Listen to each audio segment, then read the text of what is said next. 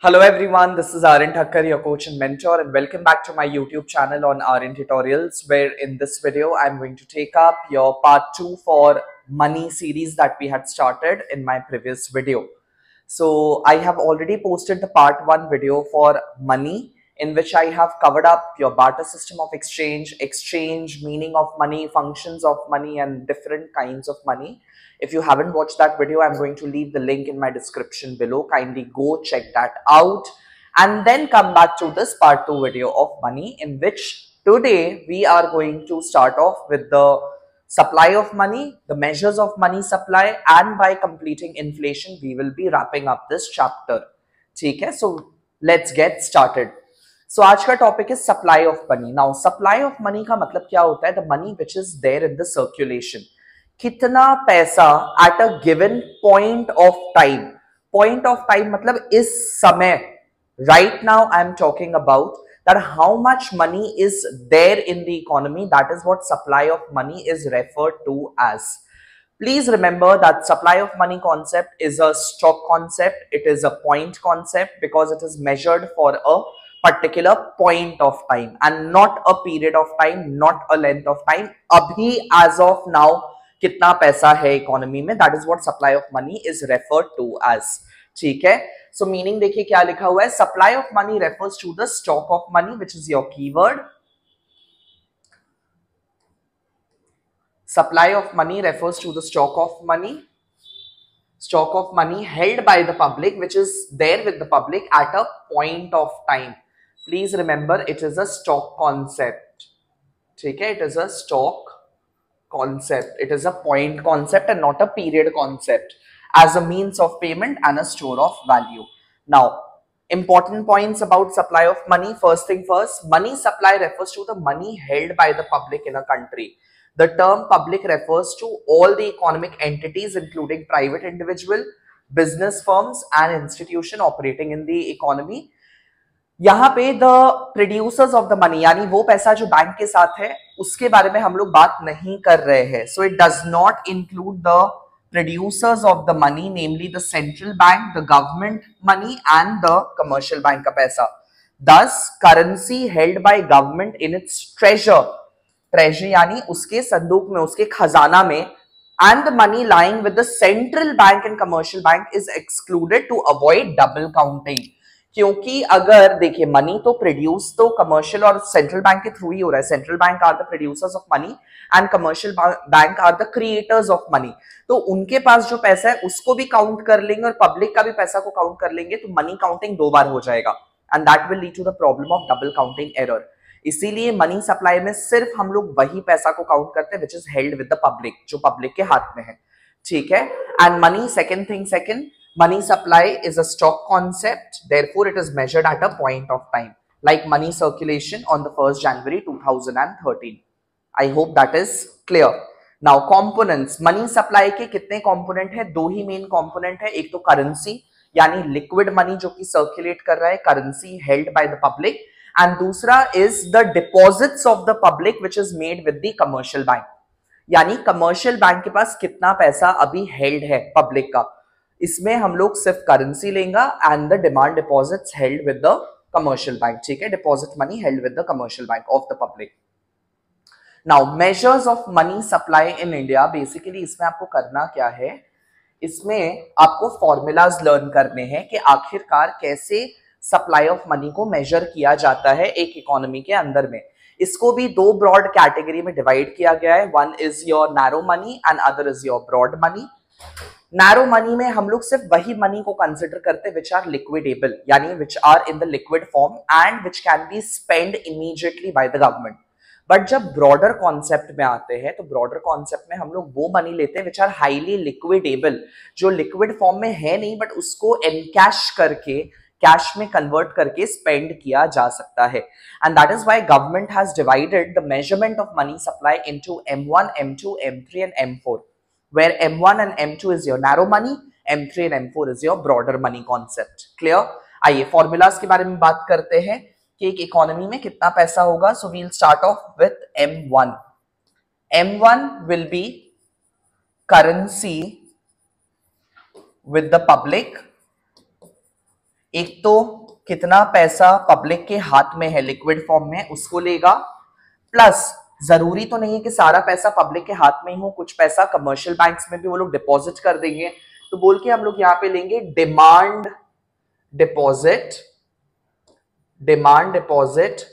Held by commercial bank.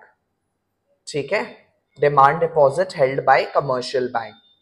Now when I am saying demand deposit, you need to bear this in mind कि demand deposit में सिर्फ हम लोग saving deposit ले रहे हैं, सेविंग अकाउंट वाला पैसा ले रहे हैं एंड करंट अकाउंट वाला पैसा ले रहे हैं। ठीक है, डिमांड डिपॉजिट का मतलब वो डिपॉजिट होता है विच can be in cash, which can be withdrawn on demand.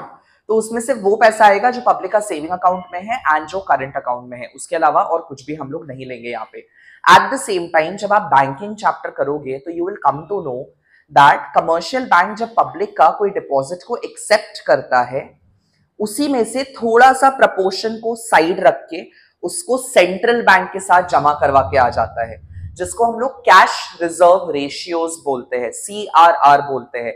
So it is the certain percentage of the total deposit which is there with the commercial bank, they have to deposit it, maintain it as a reserves with the central bank.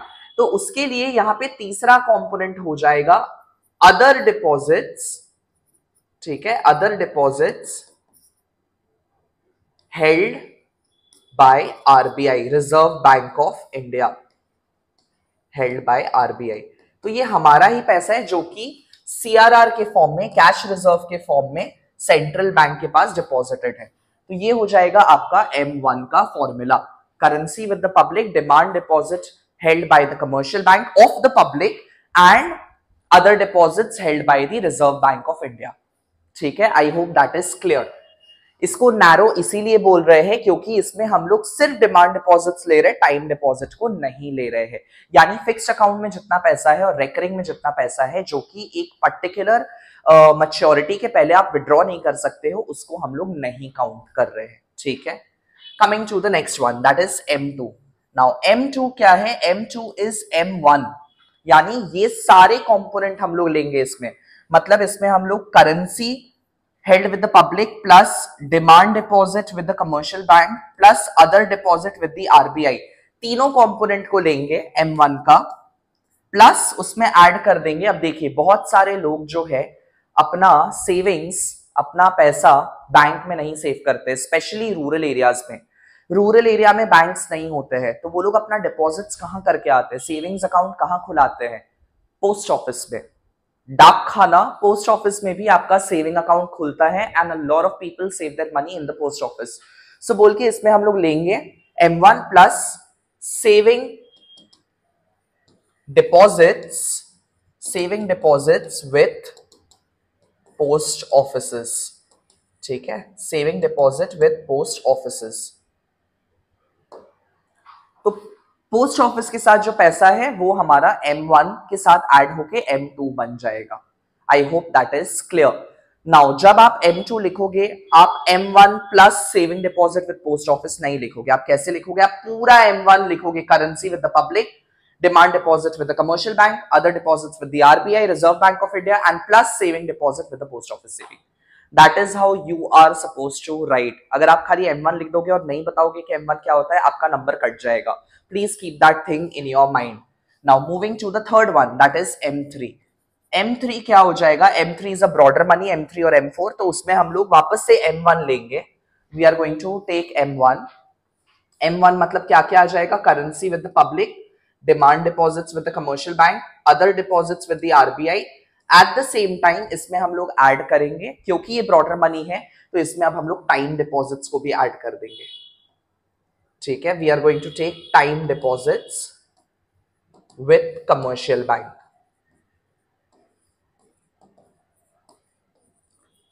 Time deposits with commercial bank. So time deposit में कौन कौन सा component आ जाएगा? Time deposit में एक तो आ जाएगा fixed deposit account FD and दूसरा रेकरिंग डिपॉजिट अकाउंट। ये दोनों भी M3 में काउंट कर लिया जाता है। इवन दो इसको हम लोग विड्रॉ नहीं कर सकते हैं before a specific maturity, but on demand अगर आपको रिक्वायरमेंट हो तो आप एक पेनाल्टी के साथ अपना एफडी या रेकरिंग डिपॉजिट को ब्रेक ऑफ भी कर सकते हो, बंद करवा सकते हो एंड उसको भी स्पेंड कर सकते हो। ठीक है, प्लीज याद रखिएगा दैट जब सप्लाई ऑफ मनी निकाला जा रहा है हम लोग सिर्फ वही पैसा काउंट कर रहे हैं, ले रहे हैं विच इज स्पेंडेबल, जिसको स्पेंड किया जा सकता है। Got it? And last is आपका M4। M4 मेजर में बेसिकली हम लोग सारे कंपोनेंट, जैसे एक एक कंपोनेंट एक एक सप्लाई ऑफ मनी में छूट गया, तो M4 में हम लोग सब को एक साथ लेके काउंट करते हैं। सो M4 will be M3। Now when I am saying M3 में क्या क्या था? M3 में M1 भी है प्लस टाइम डिपॉजिट भी है, राइट? सो मतलब कि यहां क्या क्या आ जाएगा? यहां पे आ जाएगा currency with the public plus demand deposit with the commercial bank plus other deposit with the RBI जो कि M1 का हिस्सा हो गया and plus time deposit with the commercial bank. Eight the same time M3 में हम लोग add कर लेगा total deposit with post office. Post office में जितना पैसा है उसको भी हम लोग काउंट करेंगे यहां पे। बट रिमेंबर दिस कि आपको ब्रैकेट में लिखना होगा एक्सक्लूडिंग, माइनस वो पैसा हटा के, excluding NSC। Now what is NSC? NSC is your national saving certificate. Now NSC का they are just like your term bonds. ठीक है, NSC are like your term bond. ये वो पैसा है कि जब आप NSC सब्सक्राइब करते हो आपका पैसा गवर्नमेंट के पास चला जाता है। अब समझिए NSCs वगैरह या कोई भी गवर्नमेंट बॉन्ड अगर आप लेते हो, LIC वगैरह कराते हो, तो वो टर्म प्लान्स होते हैं 5 साल, 10 साल, 15 साल, 20 साल। मतलब उस टाइम पीरियड के पहले आप उसको विड्रॉ कर ही नहीं सकते हो। So that money is not spendable बोल के उसको हटा दिया यहां पे जा रहा है।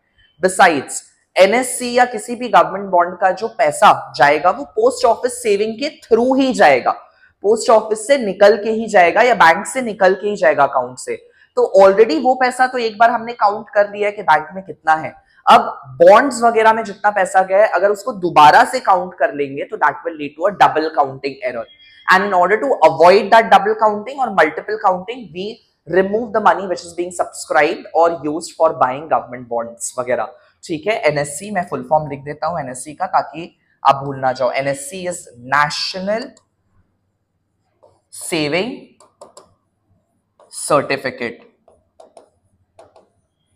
National saving certificates. ठीक है, उसको हम लोग NSCs बोलते हैं। They are a type of your government bonds. ठीक है, they are a type of your government bonds. इसको हम लोग एक्सक्लूड करके M4 बनाएंगे। So in total 4 components of money supply है। आई होप आपको समझ में आ गया होगा। Please give it a read.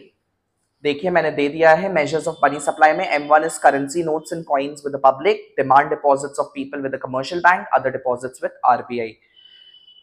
उसके बाद आप ये छोटा में लिख सकते हो M1 is C plus DD plus OD, but then ensure करेगा कि आप ये पूरा चीज पहले लिख के आए। ठीक है, M2 is currency notes with the public, demand deposit of people with the commercial bank, other deposit with RBI and saving deposit with the post office saving. ठीक है, M3 will be currency note with the public, demand deposit with the commercial bank, other deposit with the RBI and time deposit with the commercial bank. And M4 will be M3 यानी currency notes with the public, demand deposit, other deposit, time deposit and total deposit with the post office saving, but excluding national saving certificates. ठीक है, so M3 plus total deposit with the post office saving है। I hope that is clear. Now moving to the next concept, that is high powered money. High powered money क्या होता है? Basically जो भी पैसा economy में आ रहा है या बन रहा है, its source, its origin is from central bank. Central bank से ही सारा पैसा निकल रहा है एंड सेंट्रल बैंक में ही सारा पैसा जाके समा भी जाता है। ठीक है, तो इसीलिए सेंट्रल बैंक के मनी को हम लोग हाई पावर्ड मनी बोलते हैं या सेंट्रल बैंक को खुद एक मॉनेटरी बेस बोलते हैं। It is a money support system of all the economy. आप बैंकिंग भी जब पढ़ोगे तो वहां पे देखोगे there is a lender of last resort बोल के एक फंक्शन है सेंट्रल बैंक का, कि जब भी कोई commercial bank crisis, financial crisis से गो थ्रू कर रहा है या कैश क्रंच से गो थ्रू कर रहा है, so central bank is the last resort, is the last person to whom commercial bank approaches. ठीक है, at the same time central bank जब भी अपना कोई क्रेडिट कंट्रोल पॉलिसी यानी मॉनेटरी पॉलिसी में चेंजेस लाता है तो कमर्शियल बैंक का लेंडिंग कैपेसिटी या तो एक्सपैंड होता है या तो कॉन्ट्रैक्ट होता है। तो सब कुछ, हर चीज का origin and source central bank है बोल के सेंट्रल बैंक के पैसा को हम लोग हाई पावर्ड मनी या सेंट्रल बैंक को खुद हम लोग मॉनेटरी बेस भी बोलते हैं। That is what high powered money is. And high powered money का जो formula that is M0, it is same as M1 only. देखिए क्या लिखा हुआ है, currency in circulation, currency deposits of commercial bank with the RBI and other deposits with RBI।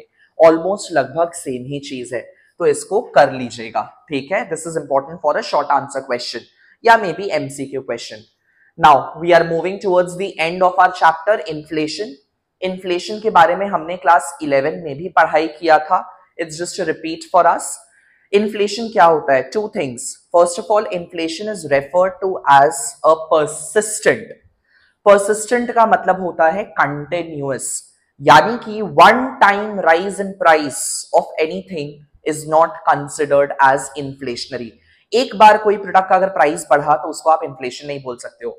मतलब कि कल सुबह अगर आप उठ के देखते हो कि पेट्रोल का प्राइस 106 है, उसके बाद 108 हो गया, फिर 107 हो गया, फिर 105 हो गया, फिर 1010 हो गया, तो आप क्या बोलोगे? एक दिन इन्फ्लेशन आया, एक दिन डिफ्लेशन आया, फिर इन्फ्लेशन आया, फिर डिफ्लेशन आया? No, that is not how it goes. Persistent का मतलब होता है कंटिन्यूअस, यानी ओवर द इयर्स अगर आप डेटा देखो एंड ग्राफ खाली ऊपर ही गया हो तो उसको हम लोग बोलेगा कि इन्फ्लेशन आया है इकोनॉमी में। So it is a persistent, continuous, ठीक है। At the same time, inflation should be appreciable rise. Appreciable का मतलब होता है कि अगर inflation 1-2% से 1 या 2% से हर साल prices बढ़ रहा है, that is not considered as inflationary. Rather, that is beneficial for the economy. क्योंकि 2 या 3% से अगर prices हर साल बढ़ेगा, तो मतलब producers का जो return है वो भी 2 या 3% से बढ़ रहा है. That will motivate the producers to produce more and that will lead to rise in income, that will lead to rise in production, and that will lead to rise in employment in the economy. However, if inflation का percentage is about 5%, 6%, 7, 8 and above अगर चला जा रहा है, that is referred to as inflationary by larger proportion. Because जब inflation काफी बड़ा amount से होता है, it discourages public का saving, because public will have to spend more on purchasing the goods and services. They have less amount of saving, and that due to less amount of that saving, less amount can be invested and capital formation कम होता है economy के अंदर में. So that is considered as inflationary. So दो thing, पहला inflation has to be persistent, continuous, and दूसरा it has to be appreciable. Maybe more than 5, 6, 7%, तभी उसको आप inflationary बोल सकते हो. That too rise in general price level. Now when I'm saying general price level, I do not mean that एक product का price बढ़ गया तो इन्फ्लेशन आ गया. No, general price indicate करेगा average prices of multiple goods and services in the economy. If you remember, आपने class 11 में index number करते वक्त wholesale price index and consumer price index किया था. उन्हीं कंज्यूमर प्राइस इंडेक्स और होलसेल प्राइस इंडेक्स को हम लोग एवरेज प्राइसेस बोलते हैं, कंज्यूमर गुड्स का एंड प्रोड्यूसर गुड्स का. तो जब वो एवरेज प्राइसेस इकोनॉमी में इंक्रीज होता है उसको हम लोग इन्फ्लेशनरी बोलते हैं. आई hope that is clear. So meaning आप देख लीजिए, inflation is defined as a situation when there is a persistent, that is your keyword, and appreciable increase in the general price level of the economy. Persistent and appreciable rise in the general price level. General price level मतलब average prices. ठीक है. Important points about inflation. Inflation refers to increase in general price level, that is increase in overall price level. It refers to increase in the prices of many goods and services simultaneously. When the price of major commodities like food, housing, clothing, transportation, medical, etc. increases simultaneously, means together the general or the overall price level increases. However, this does not mean all the price rise at the same rate during the period of inflation. हो सकता है proportion अलग हो, अलग अलग goods का price अलग अलग परसेंटेज से इंक्रीज कर रहा है, बट ओवरऑल प्राइसेस इंक्रीज कर रहा है, उसको इन्फ्लेशन बोलते हैं. दूसरा, inflation is a persistent and prolonged rise in price. One time rise in price in the general price level is not inflationary phenomenon. When the overall price level rises year after year, it is inflationary in nature. And तीसरा, inflation is a appreciable or a considerable rise in price level. मतलब कि a mild या moderate rise 2 to 3% every year is not inflationary in nature. Such moderate price rise is considered as desirable, होना ही चाहिए, acceptable for toning up. Toning up means for the movement, for smoothing up the healthy fluctuation of the economy. Thus, when the price rise becomes excessive and unhealthy, it is regarded as inflationary in character. And inflation is expressed in terms of inflation rate. Inflation rate is the percentage increase and overall average prices of all goods and services from one year to next. That is inflation. ठीक है, इसको आप go through कर लीजिएगा. Talking about the kinds of inflation, the type of inflation, ये भी हमने 11 में किया हुआ है. इन्फ्लेशन दो ही वजह से, दो ही रीजन से इंक्रीज कर सकता है. One could be from the demand side, demand factors, and other could be from the cost side, that is producers factor. Demand pull inflation का मतलब होता है अगर overall aggregate demand of the economy is more than the aggregate supply, that is the production level. कहने का मतलब है कि इकोनॉमी का, लोग का जो डिमांड है गुड्स एंड सर्विसेज को लेके वो बहुत ज्यादा है एंड उतना प्रोडक्शन कैपेसिटी है नहीं. ठीक है, उतना प्रोडक्शन कैपेसिटी है नहीं, so that will result in excess demand. Due to excess demand there will emerge a shortage of inventories in the economy and इस शॉर्टेज के वजह से the prices of the goods and services will start to rise and that leads to inflation. That is regarded as demand pull inflation. ठीक है, when the aggregate demand for the most of the goods and services exceeds aggregate supply, it leads to excess demand and a shortage of inventory. Due to that, the prices of goods and services rise. That is demand pull inflation. So आप उसको खुद से देख लीजिएगा. I think आपको basic मैंने समझा दिया है. कारण क्या हो सकता है डिमांड पुल इन्फ्लेशन का इंक्रीज करने का? आपको याद है ना, हमने किया था aggregate demand is equal to C plus I plus G plus X minus M, right. So basically हमारा कंजम्पशन अगर बढ़ जाए, इन्वेस्टमेंट बढ़ जाए, गवर्नमेंट एक्सपेंडिचर बढ़ जाए, या हमें ज्यादा एक्सपोर्ट अगर करना पड़ जाए, एक्सपोर्ट डिमांड इंक्रीज हो जाए हमारा, तब इन्फ्लेशन आ सकता है. If the production level is not sufficient to meet that aggregate demand, तब वो इन्फ्लेशन लेके आएगा. And talking about cost push inflation, cost push inflation is a kind which arises by the cost factors. कहने का मतलब है कि जब कॉस्ट ऑफ प्रोडक्शन इंक्रीज होता है, यानी कि अगर इनपुट के प्राइसेस इंक्रीज हो रहे हैं, आपने सप्लाई में किया था ना, that supply of a commodity also depends upon the price of the input. So if input prices are rising, that will lead to rise in the cost of production of goods and services. Due to higher cost there will be a lower profit margin for the producers. Profit margin कम हो जाएगा. तो producers के पास दो ही विकल्प, दो ही solution बचता है. पहला, या तो वो लोग खुद प्राइसेस बढ़ा दे ताकि अपना प्रॉफिट मार्जिन को कवर अप कर सके and only then they will supply more to the economy. One is that. Second, अगर प्रोड्यूसर्स अपना प्राइसेस नहीं बढ़ा पा रहे हैं, इफ द कंज्यूमर का demand for the product is very sensitive, यानी कि इलास्टिक है, कि अगर प्राइस इंक्रीज करने से डिमांड बहुत कम हो जाएगा और भी ज्यादा सेल्स ड्रॉप हो जाएगा, तो फिर दूसरा सोल्यूशन प्रोड्यूसर्स के पास होता है कि सप्लाई कम कर दो मार्केट से, आर्टिफिशियल स्केसिटी क्रिएट कर दो, ताकि अपने आप मार्केट में उस प्रोडक्ट का शॉर्टेज होने की वजह से प्राइसेस बढ़ना स्टार्ट हो जाएगा. सो या तो प्रोड्यूसर्स खुद प्राइसेस बढ़ा देगा अपना एक्सेस कॉस्ट को कवर अप करने के लिए, या तो वो लोग सप्लाई को कम कर देगा ताकि शॉर्टेज क्रिएट हो जाए जिसकी वजह से प्राइस इंक्रीज हो जाए. उसी को हम लोग कॉस्ट पुश इन्फ्लेशन बोलते हैं. इसमें भी वैरायटी ऑफ टर्म्स है. Something called as wage push inflation. Wage push inflation का मतलब होता है कि जब लेबरर्स ज्यादा वेजेस डिमांड करते हैं, तो लेबर यूनियन का डिमांड को पूरा करने के लिए कंपनी को वेजेस बढ़ाना पड़ता है, जिनकी वजह से कंपनी का कॉस्ट ऑफ प्रोडक्शन बढ़ जाता है, because their workers are demanding higher veg.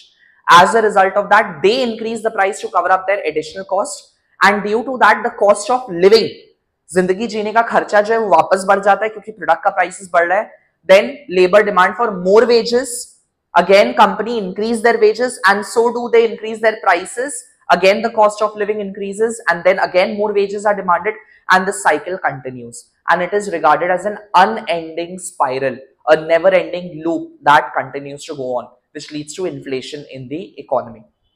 At the same time, कभी कभार सी इंडिया के पास ऑयल रिजर्व्स बहुत ज्यादा नहीं है, therefore India is dependent upon the Gulf countries for the supply of oil, and as we know that crude, petroleum, diesel, ये सब हमारा पावर का बेसिक है, बेस है, इसके बिना इकोनॉमी चल नहीं सकता है.